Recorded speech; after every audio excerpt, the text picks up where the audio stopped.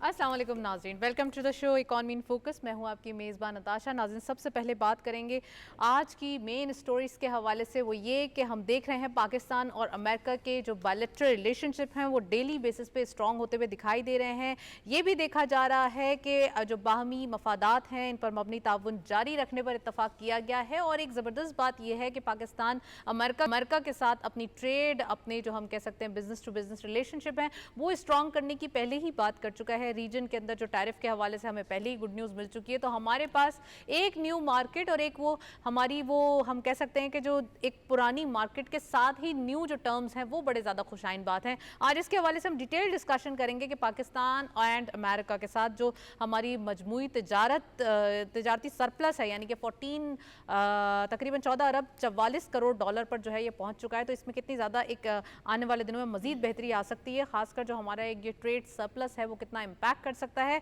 और हम बात करेंगे आज पाकिस्तान एंड ईरान के हवाले से। Pakistan and Iran relationship brotherly relationship हैं इन द रीजन। हमने कल भी इस पर काफ़ी डिटेल डिस्कशन की थी और आज भी हम इस पर बात करेंगे। खासकर खलीजी ममालिक के लिए पहली बार फेरी लाइसेंस जो है वो जारी कर दिया गया है।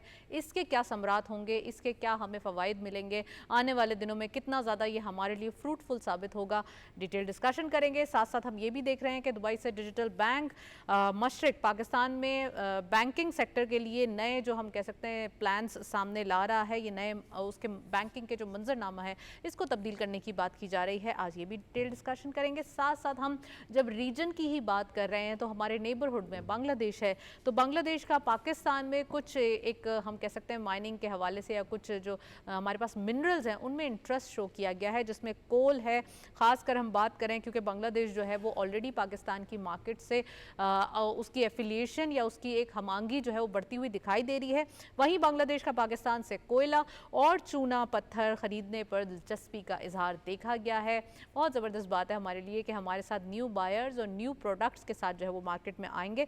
और हम बात करेंगे पाकिस्तान और ताजिकिस्तान के हवाले से। अ लॉट ऑफ न्यूज़ हम डिस्कशन कर रहे हैं, ख़ासकर रीजन के जो एक हम कह सकते हैं प्रेमिसेस के अंदर काफ़ी सारी अपॉर्चुनिटीज़ पाकिस्तान के लिए। वहीं पाकिस्तान जो एक मीट प्रोसेसिंग कंपनी है ताजिकिस्तान के लिए $3.24 मिलियन का बरामदी मुआहदा जो है वो कर चुकी है।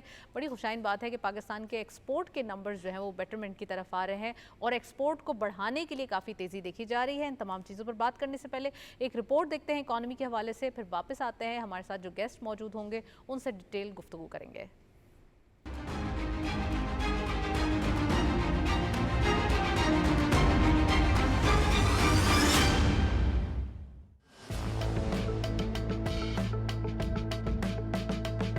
ब्लू इकोनॉमी समंदरी वसाइल के पायदार इस्तेमाल से मईशत को फरोग देती है, रोजगार पैदा करती है, तजारती लॉजिस्टिक बेहतर बनाती है और साहली इलाकों की तरक्की में अहम किरदार अदा करती है। वफाकी वजारत बहरी उमूर की जानिब से पाकिस्तान में पहली बैन अवी फेरी सर्विस के लाइसेंस का इजरा मुल्की मईशत, सयाहत और इलाकाई राबतों के लिए एक तारीखी पेशरफ्त है। सी कीपर्स नामी कंपनी को जारी करदा लाइसेंस न सिर्फ पाकिस्तान को ईरान और खलीजी ममालिक से जोड़ेगा बल्कि समुद्री रास्तों के जरिए मजहबी सयाहत, मेहनत कशों के नकलो हरकत और तजारती सरगर्मियों को भी फरोग देगा। ये इकदाम ब्लू इकोनॉमी की तरक्की, लॉजिस्टिक की बेहतरी और समुद्री सयाहत के फरोग के हुकूमती विजन से हम आहंग है। फेरी सर्विस के जरिए ईरान और इराक जाने वाले लाखों ज़ायरीन को सहूलत मिलेगी, जबकि हवाई और जमीनी सफर के मुकाबले में सस्ते, मौसर और आरामदेह सफर के मौके फराहम होंगे। कराची और गवादर से आगाज लेने वाली ये सर्विस मुस्तकबिल में दीगर बंदरगाहों तक भी तौसी पाएगी, जिससे मुल्की और इलाकाई सतह पर समुद्री राबतों में वसअत आएगी। इस इकदाम से न सिर्फ रोजगार के मौके पैदा होंगे बल्कि पाकिस्तान के बैनुल-अक़वामी तिजारती ताल्लुकात को भी तकवीयत मिलेगी, जो मजमूई कौमी मईशत के इस्तेहकाम की जानिब एक मजबूत कदम है।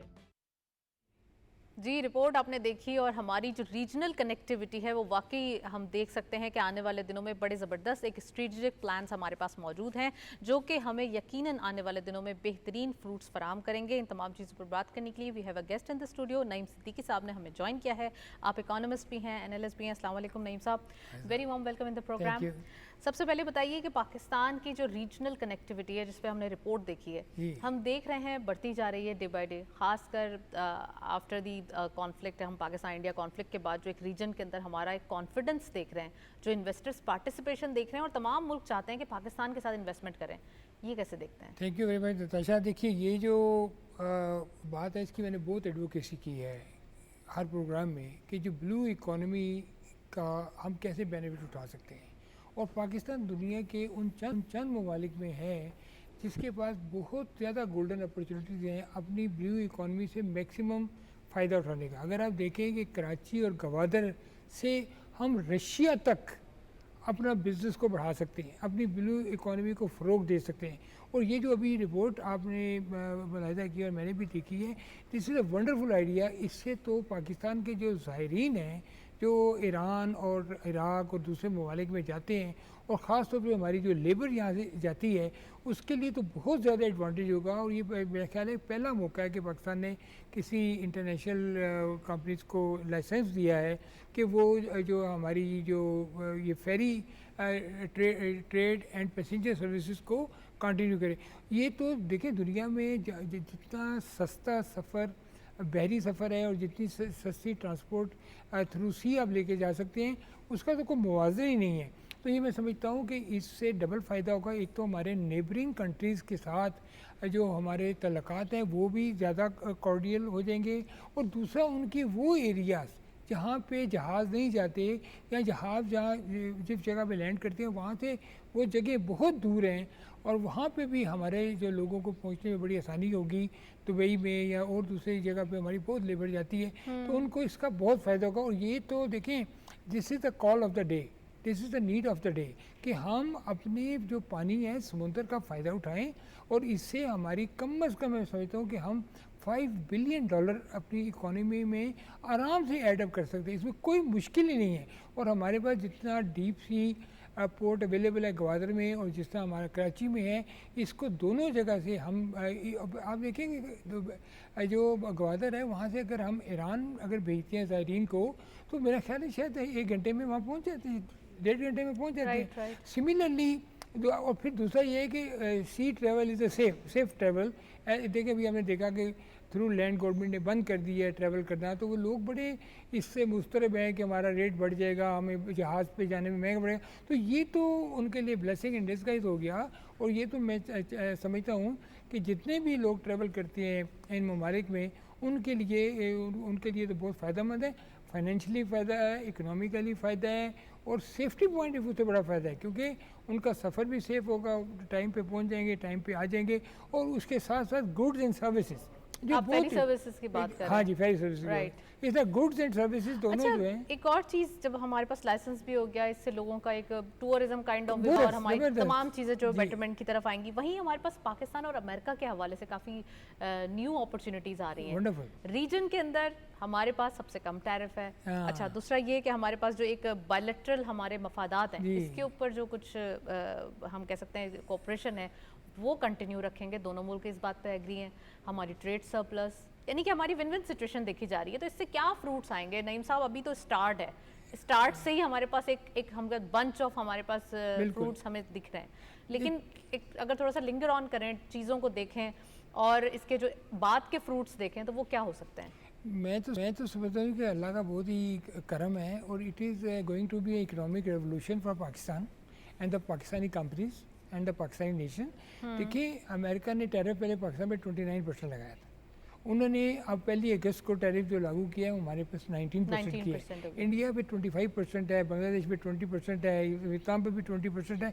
अब पाकिस्तान को एक लेवल प्लेइंग फील्ड मिल गई, बल्कि एक एज मिल गया as compare to neighbouring country कि पाकिस्तान अपनी एक्सपोर्ट को बढ़ा सकता है। हमारा 6% का अगर टैरिफ कम हुआ है एज़ कम्पेयर टू इंडिया तो ये एक बहुत बड़ा एज है और इससे हम अपनी एक्सपोर्ट को कम अज़ कम 15 to 20% बढ़ा सकते हैं।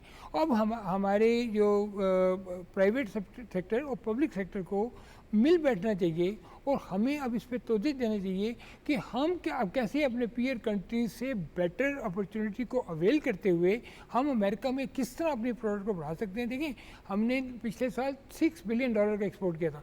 हमारा $3.6 बिलियन का एक्चुअली ट्रेड डेफिसिट है which is in our favour.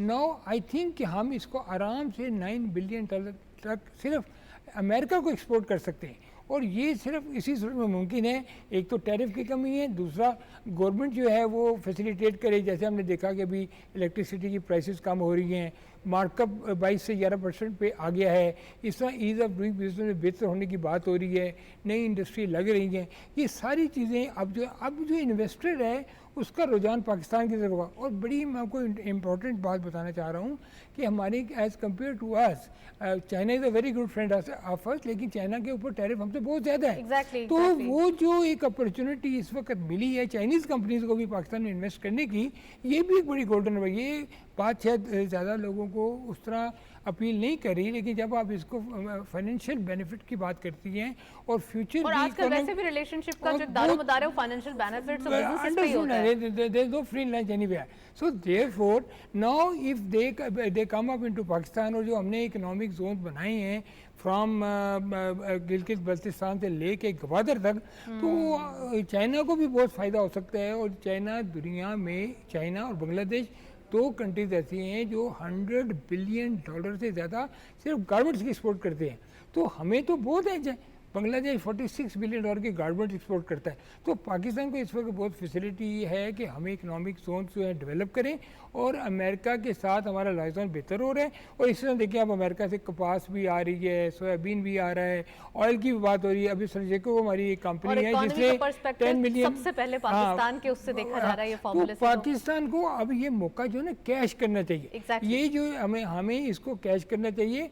और ख़ासतौर पे जो प्रेसिडेंट ट्रंप हैं, he is very much in favour of Pakistan. और उन्होंने जैसे इंडिया के ऊपर अभी 25% टैरिफ तो लगाया है, इसके अलावा पेनल्टीज की बात हो रही है। सरप्लस है वो अब तकरीबन 14 अरब की तरफ हो गया है। तो ये आप समझते हैं कि ये $7 बिलियन तक तो था। हम $5 बिलियन इंपोर्ट कर रहे थे, 7.5 एक्सपोर्ट कर रहे थे। नहीं, ऐसा नहीं होता। हम $5 बिलियन जो है वो एक्सपोर्ट करते, $2 बिलियन इंपोर्ट करते।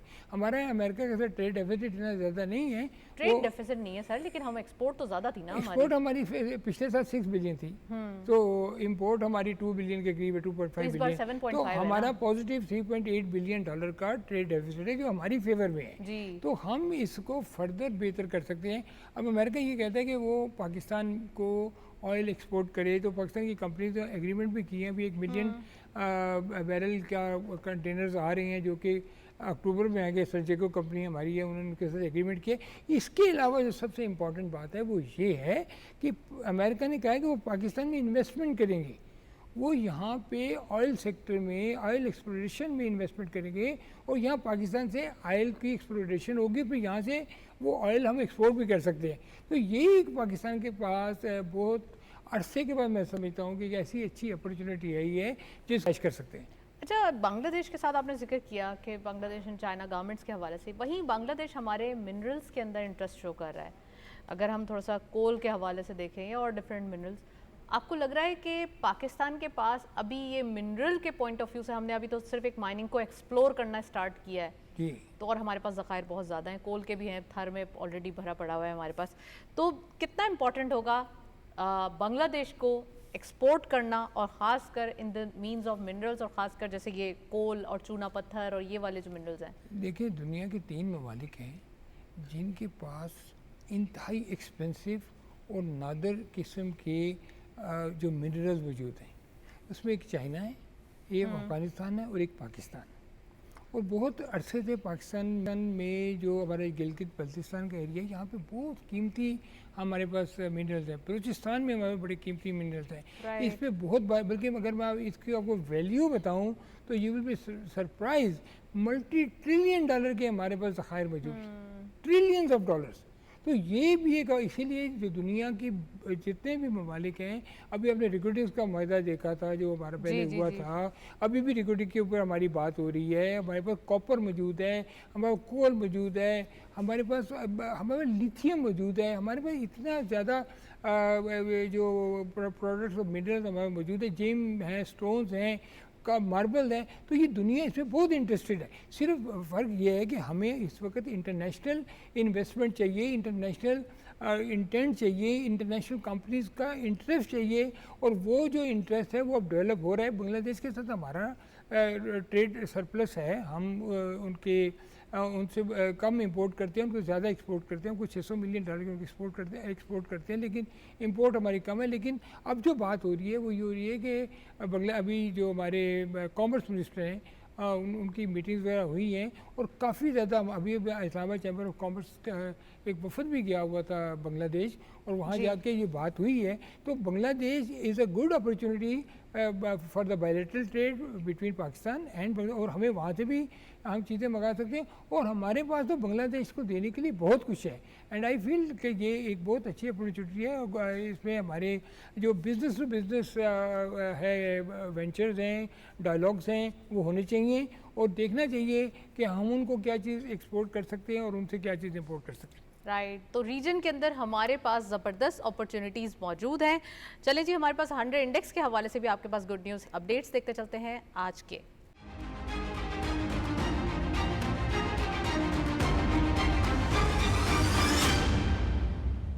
जी ओपन हुई मार्केट 1,42,052.64 के लेवल पर, हायर साइड मार्केट गई 1,43,281.34, lower was 1,42,235.71 and finally closer 1,43,043.16। आप देख सकते हैं हायर साइड पे आज की ऑल टाइम हाई मार्केट ये लेवल्स दिखाई दे रहे हैं, इंट्राडे हाई में भी और मार्केट क्लोजर में भी एक ज़बरदस्त चेंज देखी गई है।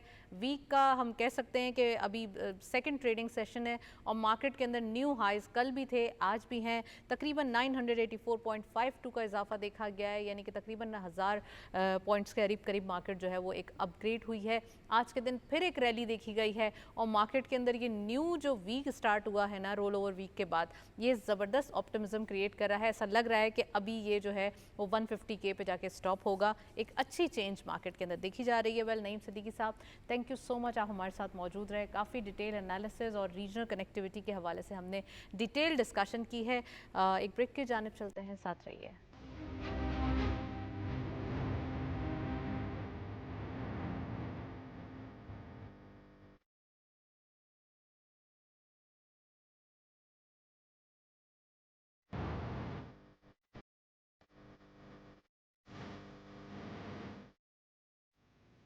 वेलकम बैक नाज़रीन। हम देख रहे हैं कि प्राइम मिनिस्टर साहब के ज़ेर सदारत फेडरल बोर्ड ऑफ रेवेन्यू में एक प्रपोज्ड रिफॉर्म्स के हवाले से हर जो पर वीक एक इजलास होता है, जायज़ा इजलास, वो देखा गया है। ख़ासकर ये बात की जाए कि हर हफ्ते पर वीक कंटिन्यूटी के साथ कॉन्स्टेंटली प्राइम मिनिस्टर साहब जो है वो ये इजलास करते हैं, ख़ासकर FBR के साथ, और यहाँ पर रिफॉर्म्स में कुछ ना कुछ चेंजेस पर वीक हम देख भी रहे हैं। ये एक अच्छी बात है। ख़ासकर हमने टैक्स कलेक्शन के टारगेट से ही अंदाज़ा लगा लिया है कि इस जो बजट ईयर यानी कि FY ईयर का जो स्टार्ट हुआ है वो कितना ज़्यादा एक ऑप्टिमिज्म के साथ हुआ है। आज इसके हवाले से डिस्कशन करेंगे, कितनी ज़्यादा चीज़ें सामने आई हैं, क्या क्या न्यू चीज़ें होने जा रही हैं और कौन कौन सी चीज़ें जो बजट पे इंप्लीमेंट हुई थी वो थोड़ी सी चेंजेस होते हुए सामने दिखाई दी हैं, लोकली इंटरनेशनली। आज हम डिस्कस करेंगे। साथ साथ गवर्नमेंट ने तरसीलात ज़र यानी कि रेमिटेंसेस के हवाले से सब्सिडी दोबारा बहाल करने का फैसला किया है। क्या क्या चीज़ें होंगी वो भी आज हम डिस्कस करेंगे। पाकिस्तान में डेट्स के हवाले से, यानी खजूर पैदा करने वाला जो कंट्री है वो पाकिस्तान 5वें नंबर पे बड़ा मुल्क बन गया है। ये एक गुड न्यूज़ है for the people of Pakistan, आम आवाम के लिए भी, कि पाकिस्तान के अंदर इतना पोटेंशियल है जो अब फाइनली जो है उसके एक पर्क्स या उसके फ्रूट्स आना शुरू हो रहे हैं कि पाकिस्तान जो खजूर की पैदावार है उसमें इतना ज़बरदस्त खुद कफील हो गया है कि 5वां बड़ा मुल्क बन चुका है डेट्स प्रोड्यूस करने वाला। तो आज हम ये भी डिस्कशन करेंगे। और सहमाई एडजस्टमेंट, बिजली की कीमतों में रिलीफ का बड़ा ऐलान मुतवक्के है, तो आज ये भी बात करेंगे। और ख़ासकर FBR के हवाले से, जैसा कि हमने बताया कि प्राइम मिनिस्टर साहब जब पर वीक इजलास कर रहे हैं, इसमें एक गुड न्यूज़ और है, वो ये कि FBR ने फाइनेंस एक्ट 2025 के सख्त इकदामात में नरमी कर दी है। वो क्या क्या नरमी होगी, वो किस तरीके से आम आवासन होगी और उसके क्या क्या बेनिफिट्स होंगे, आज हम डिटेल डिस्कशन करेंगे। We have a guest over Zoom, हमारे साथ मौजूद हैं आसिफ हारून साहब। आप इकोनॉमिस्ट भी हैं, एनालिस्ट भी हैं, आपकी टैक्स एक्सपर्टीज़ बहुत ज़्यादा है। वेलकम करते हैं। अस्सलाम वालेकुम sir, very warm welcome in the programme. क्या कहेंगे आसिफ हारून साहब? सबसे पहले ये बताइए कि प्राइम मिनिस्टर साहब का जो एक ज़ेर सदारत उनकी प्रेसिडेंसी में एक इजलास होता है FBR का, जो हर वीक मुनक्किद होता है, ख़ासकर हम ये भी देखते हैं कि हर वीक वो इजलास रिफॉर्म्स के जो प्रपोजल्स हैं उसके साथ होता है और उसके अंदर काफ़ी सारी चेंजेस हैं जो इस FY जो 2025 एंड 2026 के लिए हमारे पास ऑप्शंस हैं वो बढ़ते हुए दिखाई दे रहे हैं कि इस साल के आगाज़ के साथ ही FBR के टारगेट जो है वो कलेक्शन जो है वो टारगेट से ज़्यादा हो जाती है पर मंथ के हवाले से। तो क्या कहेंगे सर, कितना ज़्यादा गवर्नमेंट इज़ कीन के ये तमाम चीज़ें जो है वो बिल्कुल सेटल डाउन हो जाएं?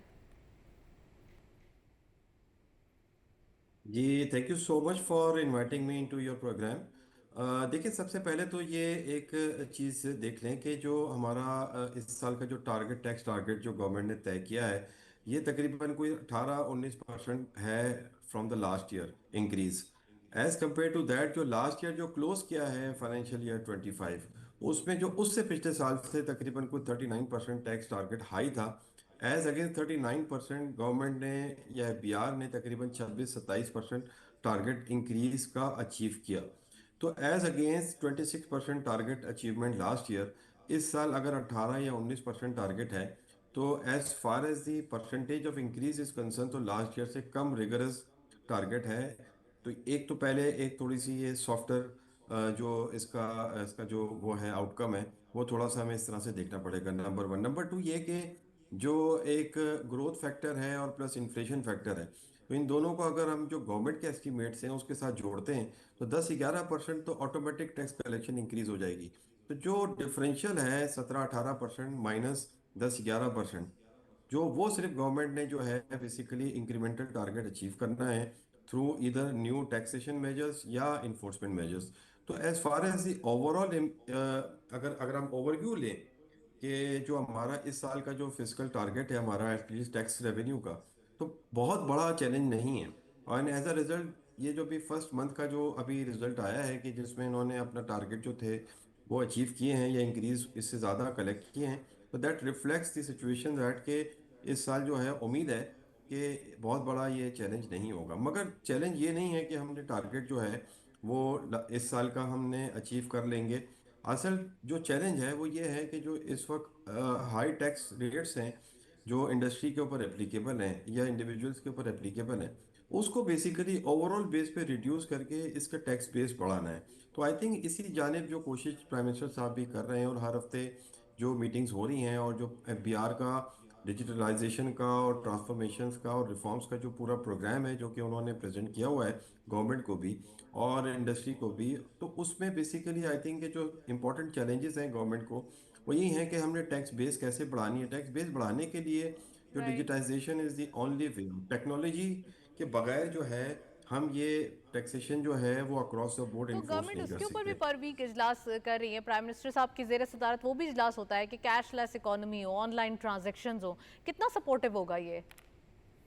नहीं, डेफिनेटली ये देखें, जो चैलेंजेस हैं पाकिस्तान की ग्राउंड रियलिटीज़, जो पाकिस्तान में जो हमारा कल्चर है सोसाइटी का या माइंडसेट है, वो टैक्स ना देने का है। तो उसके अगेंस्ट में गवर्नमेंट जो है वो जो भी मेजर्स ले रही है, जो अभी बजट में भी बहुत सारी चीज़ें ऐसी अनाउंस की हैं जिसकी बड़ी वाज़ेह इंडिकेशन है कि गवर्नमेंट उन लोगों को टारगेट करना चाह रही है जो कि आज टैक्स नेट में नहीं है। जैसे मैं एग्जांपल दूं कि जो अभी इस साल इन्होंने बजट में कहा है कि 2 लाख से ऊपर अगर आपका जो रेवेन्यू है, वो आपने जो सेलर है या जो सर्विस प्रोवाइडर है वो अपने बैंक अकाउंट में रिसीव करना है। तो पहले ये था कि आप अनरजिस्टर्ड की सेल्स करते थे और कैश में पैसे ले लेते थे, और उससे ये होता था कि जो प्रॉपर सेल्स की डिक्लेरेशंस वगैरह नहीं होती थी। तो अब ये है कि गवर्नमेंट ने ये बजट में कहा कि आपने 2 लाख से ऊपर जो पैसे लेने हैं बैंकिंग चैनल या डिजिटल मीन्स के थ्रू लेंगे, और अगर आप ये नहीं लेंगे तो आपका जो 50% ऑफ द खर्चा जो है इससे रिलेटेड डिसअलाउ हो जाएगा। उसके बाद इसमें बिहार ने जो भी राइट। क्लैरिफिकेशन इशू की, उसमें उन्होंने उस इंटरप्रिटेशन को और आसान कर दिया। जो बिजनेस कम्युनिटी की जो one of the major demand under the protest थी, वो ये थी कि जो 2 लाख वाली शर्त है इसमें जो है वो थोड़ा सा नरमी लाई जाए। तो नरमी अब बिहार ने बहुत अच्छे तरीके से वाजे की है अपने सर्कुलर में कि अगर कोई जो पेयर है वो जो सेलर के बैंक अकाउंट में आके कैश भी जमा कराएगा और आइडेंटिफाई कर देगा कि ये फला इनवॉइस के अगेंस्ट मैंने पैसे दिए हैं, तो पेयर कोई भी होगा वो एक्सेप्टेबल होगा अंडर द टैक्स लॉ। तो ये बहुत बड़ी रिलीफ है जो बिजनेस कम्युनिटी और को अमाउंट के ऊपर बिहार कोई में। क्या स्पेसिफिकेशन दी गई है, कितना अमाउंट होना चाहिए? वो 2 लाख से नीचे तो बना नहीं था, 2 लाख से ऊपर वाले पे एक इनवॉइस के आगे आपका एक इनवॉइस अगर 2 लाख की है, तो उसके पैसे 2 लाख या उससे ज़्यादा की है या उससे ज़्यादा की है, तो उसके पैसे आपके भले टुकड़ों में भी आ रहे हैं वो आपको बैंकिंग चैनल के थ्रू आने चाहिए, ये कानून था। अब उसमें एक बड़ा इबाम था कि जो जो बैंकिंग चैनल के थ्रू रिसीविंग जो सेलर है उसके अकाउंट में तो बैंक में आ जाएंगे, मगर पेयर अगर अपने अकाउंट से पे नहीं करता और कैश पे करता है, तो क्या ये लॉ अप्लाई करेगा कि नहीं करेगा। तो ये एक इबाम था जो कि बिहार ने अपने सर्कुलर के अंदर इसको रिमूव किया है। दूसरा, जो अभी एक और बजट के अंदर डिजिटाइजेशन को प्रमोट करने के लिए जो गवर्नमेंट कानून में सेल्स टैक्स और इनकम टैक्स में लेके आई है, वो ये कि अगर जो भी डिजिटली ऑर्डर्ड गुड्स होंगी जिसकी पेमेंट्स डिजिटल मीन्स के थ्रू होंगी, तो उस पर एक फाइनल टैक्स रिजीम लेके आई है। तो ये जो हमारे जो छोटे पैमाने पे जो रिटेलर्स, होलसेलर्स या डिस्ट्रीब्यूटर्स या जो भी छोटे पैमाने पे सर्विस सेक्टर पे काम करने वाले लोग थे, तो अगर वो अपना जो जो जो अपना जो उनको ऑर्डर्स आएंगे, अगर वो डिजिटल मींस के थ्रू आते हैं, यानी उनकी वेबसाइट के थ्रू आते हैं या एप्स के थ्रू आते हैं या ऑनलाइन प्लेटफॉर्म्स के थ्रू आते हैं, तो उनको गुड्स और सर्विसेज के अगर ऑर्डर आएंगे डिजिटल मींस के थ्रू और उनको पेमेंट भी डिजिटल मींस के थ्रू आएगी, या बैंक के थ्रू आए या प्लेटफॉर्म के थ्रू आए या कोरियर के राइट। थ्रू कैश भी रिसीव करेंगे, तो वो 1% और 2% की जो है वो फाइनल टैक्स रिजीम आई है। तो that's a big relief in that context that finally के जो आज बिजनेस कम्युनिटी है उसने साय ऑफ रिलीफ लिया ये एफबीआर की इस नरमी के बाद, यानी कि इस फैसिलिटेशन के बाद। जी जी बिल्कुल बिल्कुल बिल्कुल। अच्छा इसके अलावा आसिफ जो साहब, एक और, जी जी प्लीज प्लीज बताइए। जी इसके अलावा जो सेल्स के अंदर एक बहुत बड़ा इस वक्त बिजनेस कम्युनिटी की डिमांड थी कि जो अरेस्ट के पावर्स थे, तो उसमें जो है वो बहुत डिबेट थी इसमें। पुराने सालों में अरेस्ट के बहुत वाइड पावर्स थे टैक्स ऑफिसर के पास, और उसको कहीं मिसयूज भी किया जा रहा था। उस पर कुछ कोर्ट के जजमेंट्स भी थे कि आपने किन सिचुएशंस में किसी बंदे को टैक्स फ्रॉड के अंदर आपने अरेस्ट करना है, उसकी क्या कंडीशंस होंगी और क्या नहीं होंगी। तो इस पे बहरहाल पास में बहुत डिस्प्यूट्स रहे थे और बहुत ज़्यादा इसके अंदर जो है वो मतलब दोनों साइड ये से तो प्राइम प्रॉब्लम्स थी मिनिस्टर कि साहब ने जो कह दिया था कि कोई अरेस्ट नहीं होना चाहिए और कोई जी किसी किस्म की हरासमेंट नहीं देखी जानी चाहिए। देखिए, अरेस्ट के पावर्स तो हैं, बट उसके अंदर उसको बहुत ट्रिम डाउन कर दिया गया है और इसके अंदर बेतहाशा वो शराइत रख दी गई हैं कि वो इसका मिसयूज जो है वो बहुत कम हो जाएगा। यानी फॉर एग्जांपल कि अब अरेस्ट उस वक्त हो सकता है जब बंदा 3 बार बुलाने पे अगर नहीं आता टैक्स ऑफिसर के पास, या वो कोई रिकॉर्ड को टेम्पर करने का खदशा है, या वो मुल्क से छोड़ के मुल्क से भागने के चक्कर में है। तो इन 3 सिचुएशंस के अंदर जो है वो एफबीआर ने जो है वो पावर्स फॉर अरेस्ट रखे हैं। अब उसके अंदर भी उन्होंने 2 सिचुएशंस रखी हैं कि कुछ खास किस्म के टैक्स फ्रॉड होंगे तो उस पर एक कमेटी पहले डिसाइड करेगी, not a single tax officer will decide that कि मिस्टर ए को या मिस्टर बी को अरेस्ट करना है। उसके लिए भी एफबीआर ने पूरी एक कमेटी बनाई है और उस कमेटी में चैम्बर के लोगों को या बिजनेस कम्युनिटी के लोग भी वन ऑफ द मेंबर होंगे, जो ये फैसला करेंगे कि अगर कोई बंदा टैक्स फ्रॉड में है। और इसमें भी डायरेक्ट अरेस्ट नहीं है, पहले इंक्वायरी होगी, इंक्वायरी के बाद एक रिपोर्ट सबमिट होगी, उसके बाद इन्वेस्टिगेशन की स्टेज पे अरेस्ट होगी। पहले तो तो ये ये भी था कि बिजनेस कम्युनिटी की वन ऑफ द डिमांड थी कि अरेस्ट या हरासमेंट जो है वो ना किया जाए। कैश वाला आपने हाँ बताया बिल्कुल कि उनकी कैश तो के हवाले से। डिमांड जी उनकी तो डिमांड ये थी कि ऑल टुगेदर अरेस्ट के पावर्स होने ही नहीं चाहिए, जो कि आई थिंक के मतलब वो बहुत ज़्यादा एक एम्बिशियस डिमांड थी। चूँकि मतलब ये रियलिटी हमारे यहाँ पे है कि जो टैक्स फ्रॉड जिस तरीके से होते हैं और जितने बड़े बड़े स्कैंडल्स हमने नोट किए हैं, तो आई थिंक के वो अरेस्ट के पावर्स तो होने चाहिए। जो मेरी ज़ाती राय है थी एज अ प्रोफेशनल, वो ये थी कि जो भी अरेस्ट के पावर्स हैं वो जुडिशियल ओवरसाइट के बगैर नहीं होने चाहिए। जो भी एग्जीक्यूटिव ओवरसाइट के अंदर पावर्स होंगे अरेस्ट के, तो दैट देर इज अ अगर चांस नहीं है तो परसेप्शन का इशू ज़रूर आएगा कि ये जो है वो अरेस्टमेंट हुई है। तो बेहतर ये था कि सारे अरेस्ट के पावर्स रखते ज़रूर कानून के अंदर, बट उसकी एक जुडिशियल ओवरसाइट होती है। अभी यह है कि कुछ सिचुएशंस में एग्जीक्यूटिव ओवरसाइट है, ऑल्दो उसके अंदर बिजनेस कम्युनिटी के लोग कमेटी के अंदर शामिल होंगे जो ये फैसला करेंगे। बट बहरहाल इसमें इसमें अभी भी मैं जो जो सिचुएशन पहले थी कानून की, उससे तो बहुत रिलीफ दे दी है गवर्नमेंट ने, और बहुत चेक्स एंड बैलेंसेस डाल दिए हैं। if a tax officer wants to arrest, then it is not very easy for the tax officer to arrest any taxpayer or businessman. अच्छा आसिफ साहब, इन तमाम चीज़ों को मद्देनज़र रखें, अगर तमाम रिफॉर्म्स के हवाले से भी देखें, प्राइम मिनिस्टर साहब भी पर वीक इजलास करते हैं, इसमें भी रिफॉर्म्स देखने में आते हैं। आइडिया ये है कि टैक्स जो बेस है वो बढ़ना चाहिए, और ख़ासकर जो हमारे वो कारोबारी हजरात जो अभी तक टैक्स नेट में नहीं है, तो इन तमाम चीज़ों से कितना फ़ायदा होगा और इस साल के अंदर हमारी क्या हम कह सकते हैं परफॉर्मेंस है वो रहेगी। सुनने में तो ये आ रहा है कि there are 7 million tax payers in Pakistan, तो क्या इससे अब की बार जो है वो अब मज़ीद कुछ क्वांटिटी आगे बढ़ेगी हमारे पास? देखिए, ये एक थोड़ा सा जो आम लोगों के लिए समझने की ज़रूरत है कि नंबर ऑफ टैक्स फाइलर्स बढ़ने से टैक्स रेवेन्यू इंक्रीज नहीं होता। स्टेट के तकरीबन आधे से ज़्यादा या 60-70% जो नए फाइलर्स हैं उन्होंने 1 रुपया भी नया टैक्स जमा नहीं कराया। जो ऑलरेडी उनका जो टैक्स कट लेकिन रहा सर था हर उसको साल उन्होंने। सैलरी क्लास से भी टैक्स कलेक्ट करने से भी जो है वो नहीं, टैक्स मैं उसी तरफ इंक्रीज आ नहीं रहा हूँ। होता ना। वो ऑलरेडी टैक्स, मैं वही कहना चाह रहा हूँ कि जो नए फाइलर्स के बढ़ने से हम ये अंदाज़ा लगा लें कि इससे टैक्स रेवेन्यू बढ़ा है। एक्चुअली जो आप कह रही हैं मैं भी वही बात कह रहा हूँ कि जो टैक्स आ रहा है या टैक्स का जो बर्डन है ऑलरेडी पुराने सैलरी टैक्स पेयर्स पे ही है। वो ऑलरेडी टैक्स नेट में थे या टैक्स फाइलर्स से। जो प्रॉब्लम है, जो चैलेंज है, जैसे अभी आपने कहा कि डिजिटलाइजेशन या प्राइम मिनिस्टर साहब जो मीटिंग्स कर रहे हैं या बिहार का ट्रांसफॉर्मेशन प्लान है, तो सबसे बड़ा मेजर प्लान जो है वो इलेक्ट्रॉनिक इनवॉइसिंग का है। जो कि जो हमारे यहाँ पे जो बहुत बड़ी लीकेजेस हैं कि सेल्स डिक्लेयर नहीं होती, अंडर रिपोर्ट होती हैं, तो उसका एक वाहिद टेक्नोलॉजी ही इसका जरिया है जो इसको रोक सकता है। तो उसके लिए देखें, ट्रैक एंड ट्रेस भी पहले लाने की कोशिश की, वो भी आज तक फुल्ली इम्प्लीमेंट नहीं हुआ है मुख्तलिफ जगहों पे।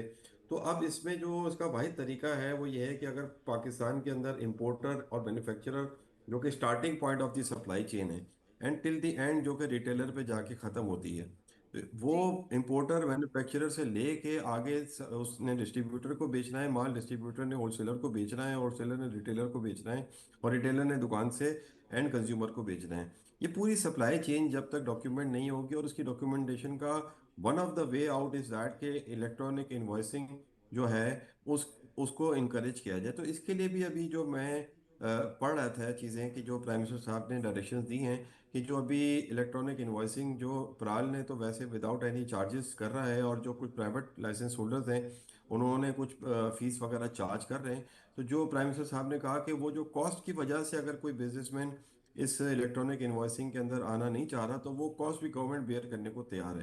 तो I think that's a very encouraging news from coming from the top of the government, that के गवर्नमेंट जो है वो कॉस्ट लेके, और but at the point that कि ये जो राइट डॉक्यूमेंटेशन है डिजिटलाइजेशन के थ्रू, तो ये बेसिकली वो गवर्नमेंट की ऊपर से जो आ रही है एक अप्रोच नज़र आ रही है।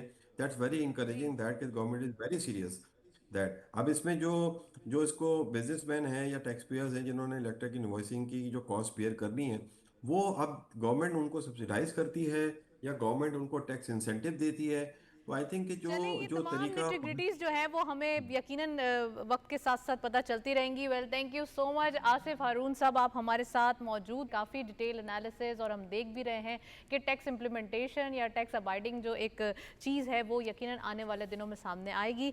अच्छा, साथ साथ हम ये भी देख रहे हैं कि टैक्स के हवाले से न्यू रिफॉर्म्स के बाद भी चीज़ें काफ़ी हद तक बिजनेसेस के हवाले से बेटरमेंट की तरफ आएंगी। हमने आज इस पर डिटेल डिस्कशन की। कमोडिटीज़ अपडेट्स देखते हैं क्या हमारे पास मौजूद है।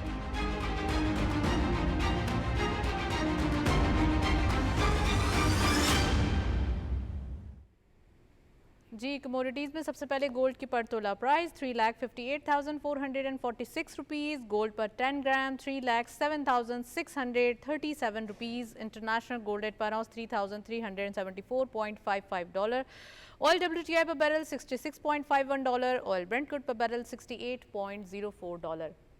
हम देख रहे हैं कि कमोडिटीज़ के अंदर खासकर गोल्ड प्राइसेस में जो है वो एक अपवर्ड डायरेक्शन देखी जा रही है, जबकि ऑयल प्राइसेस जो है वो मोर और लेस कल के मुताबिक ही दिखाई दे रहे हैं। नेक्स्टली हमारे पास करेंसी अपडेट्स भी मौजूद हैं।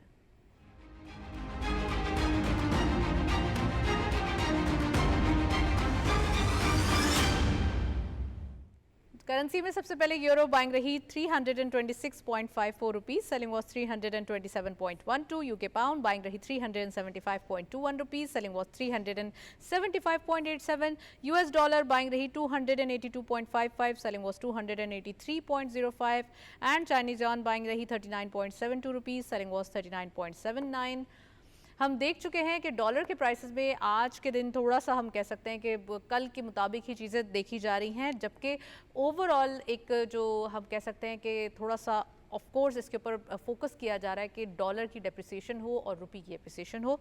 नेक्स्टली जीसीसी करेंसी अपडेट्स भी देखते चलते हैं, हमारे पास मौजूद है। सऊदी रियाल सबसे पहले बाइंग रही 75.31 rupees, selling was 75.45। UAE dirham buying eight 77.48 rupees, selling was 77.61। कतरी रियाल बाइंग रही 77.9, selling was 78.04। And lastly Kuwaiti दिनार बाइंग रही 924.7, सेलिंग वॉज 926.33। ये थे करेंसी रेट्स जो आज की मार्केट के देखे गए। आज इकोनॉमी के हवाले से खासकर रीजनल कनेक्टिविटी पे हमने काफ़ी काम किया है और ये जो पूरा एक होमवर्क 2-3 साल से देखा जा रहा था, अब उसके नताइज आना शुरू हो गए हैं। फाइनली पाकिस्तान की इकोनॉमी ऑन ट्रैक दिखाई दे रही है और जो हमारे रिलेशनशिप हैं in the means of business, वो तमाम चीज़ें बेटरमेंट की तरफ आ रही हैं। That's it. इसी नोट पे प्रोग्राम को वाइंड अप करेंगे। इजाज़त दीजिए, अल्लाह हाफ़िज़।